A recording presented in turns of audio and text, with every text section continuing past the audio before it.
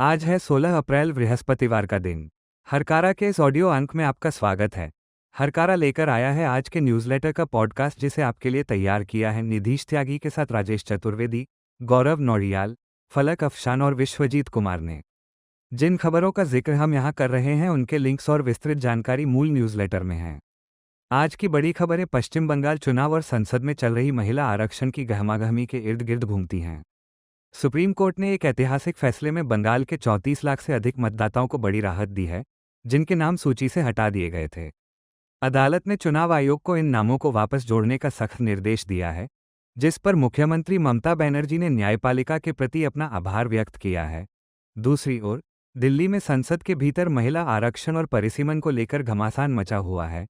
प्रधानमंत्री नरेंद्र मोदी ने विपक्ष को इस मुद्दे पर राजनीति न करने की चेतावनी दी है, जबकि कांग्रेस और अन्य विपक्षी दलों ने इसे दक्षिण भारतीय राज्यों के खिलाफ एक साजिश और चुनावी चाल बताया है।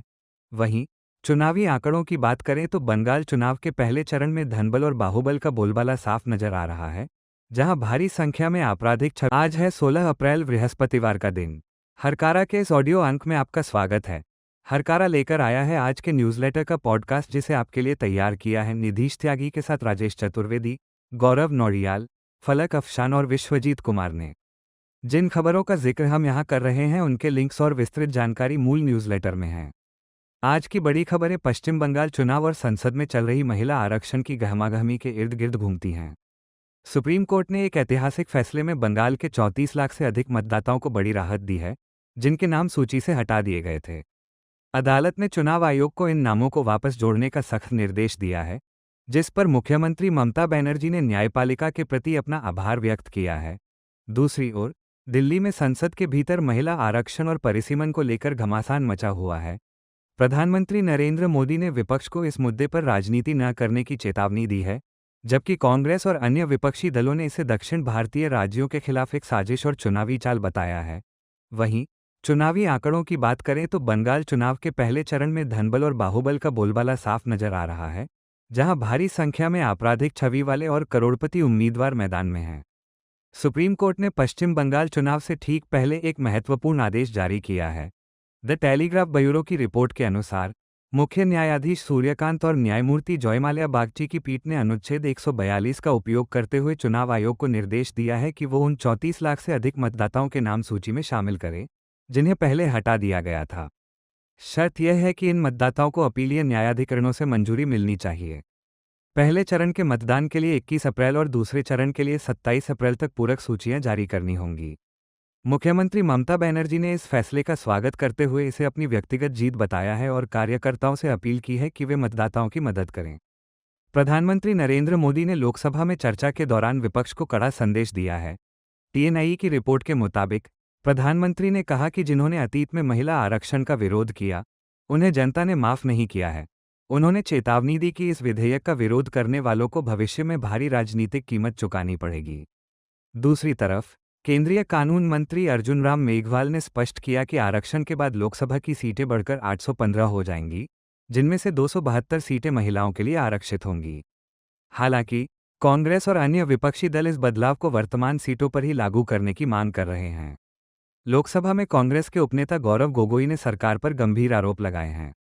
द टेलीग्राफ की रिपोर्ट के अनुसार गोगोई ने कहा कि सरकार महिला आरक्षण की आड़ में परिसीमन को थोपना चाहती है, जो संविधान और संघीय ढांचे के खिलाफ है। उन्होंने इसे जम्मू कश्मीर और असम की तरह चुनावी क्षेत्रों में हेरफेर करने की कोशिश बताया। वहीं एआईएमआईएम प्रमुख असदुद्दीन ओवैसी ने दक्षिण भारतीय राज्यों की चिंता जताते हुए कहा कि इस बदलाव से उत्तर भारत की सीटें बढ़ेंगी और दक्षिण का प्रतिनिधित्व 24% से घटकर 20% रह जाएगा। उन्होंने इसे ओबीसी प्रतिनिधित्व को खत्म करने की एक साजिश करार दिया है।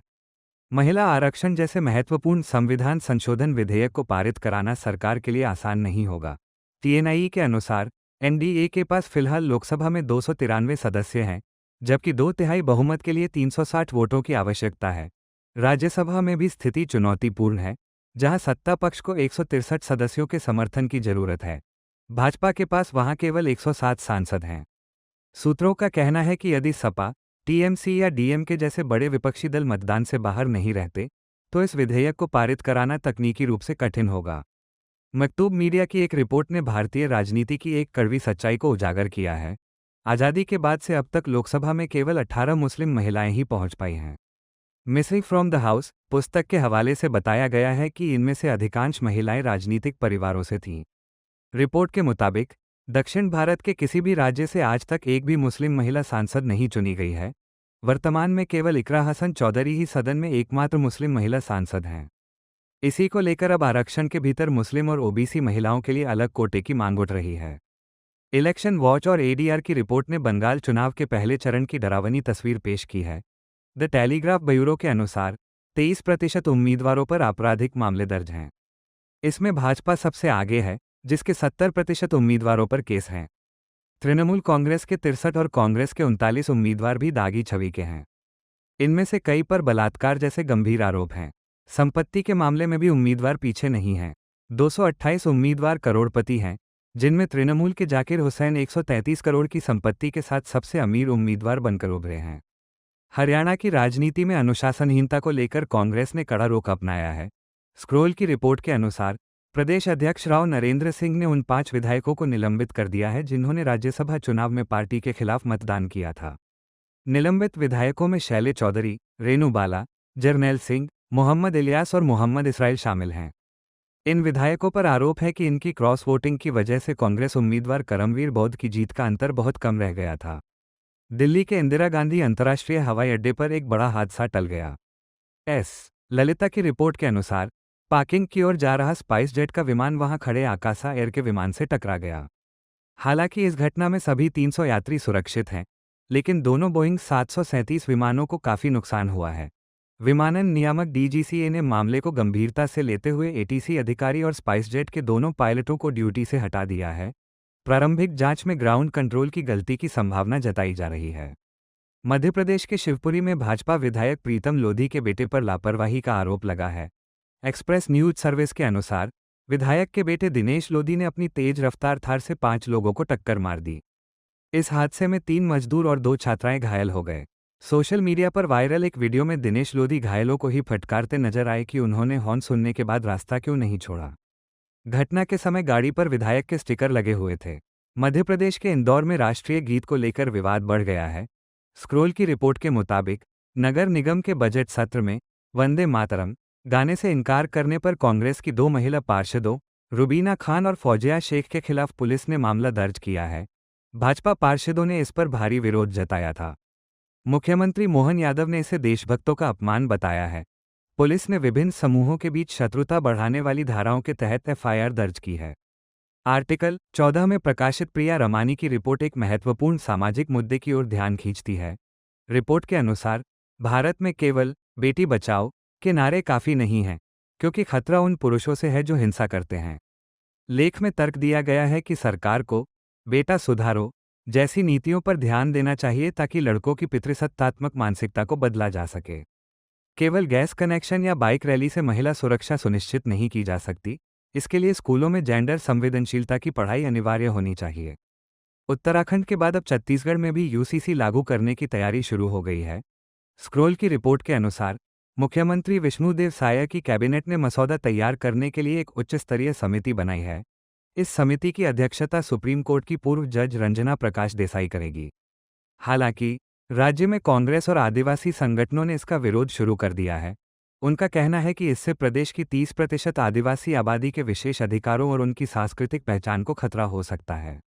हरकारा डीप डाइव में शोभन सक्सेना ने अंतर्राष्ट्रीय राजनीति के बदलते समीकरणों पर चर्चा की है।